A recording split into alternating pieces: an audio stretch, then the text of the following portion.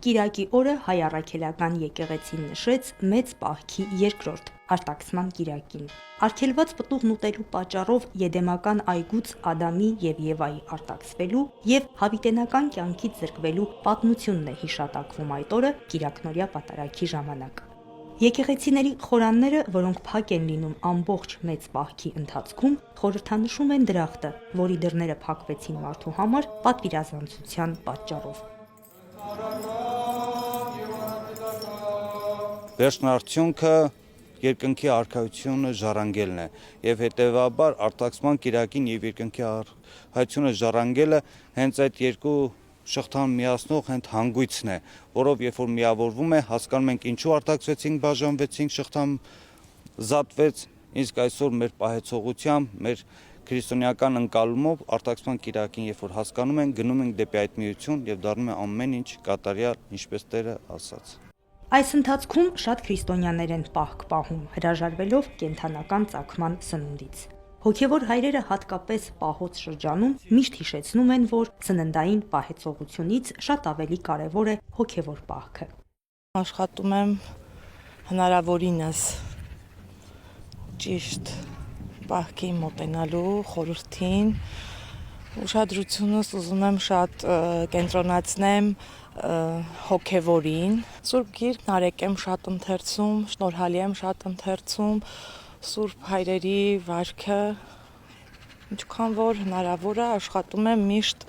Աստծո հետ շատ զրուցեմ։ Ոչ միայն պատքի ժամանակ մարդ պետք է իր ամբողջ կյանքի ընթացքում ճիշտ ապրի, Աստծո օրենքներով, բարիությամբ, կողքինի նկատմամբ զգացողությամբ, ամեն վիճակում պետք է մարդը մարդ գտնվի։ Բնական է, որ միշտ չի որ ստացվում է, բայց եթե փորձենք մտորել Աստծո խոսքի շուրջ, կարդալ Աստվածաշունչ, կարծում եմ կստացվի։ Հիշենք անգամ, որ Տերը խաչելության ժամանակ հոգնեց եւ 1 վայրկյան խաչը Հիսուսից վայր դրեց։ Մենք առավել եւս մեղավոր մարդիկս գուցե լինում է պահեր, որ մենք չենք կարողանում տանել այն, ինչ որ դրված է մեր ուսերին։ Եվ մի պահ կարող ենք ծնկի գալ, խնդրել Տիրոջը զորություն եւ շարունակել նորից մեր կյանքի ճանապարհը, մեր Գողգոթան, որտեղ կա հարություն, լույս եւ կյանք։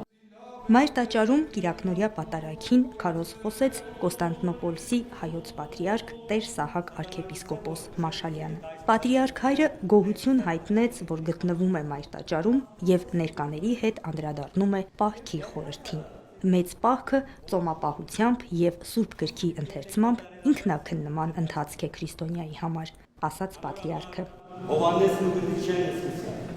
Դեր Հիսուս Քրիստոս արաքյալները եւ իր եկեղեցին միջև այսօր Աստծո արքայությունը կկարծեն։ Մարդուն հիմնական նպատակը